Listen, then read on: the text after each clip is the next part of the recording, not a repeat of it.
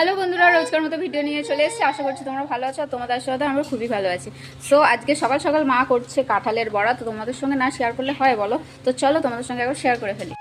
তো দেখো বন্ধুরা, এটা কাঁঠালের বড়া, একদম তাল বড়ার মতো দেখতে দেখো। আর এই মাখানোটাও একদম তাল বড়ার যেরকম মাখায় সেরকমই মাখানোটা দেখতে। আর এই দেখো এখানে ভেজে রেখেছে।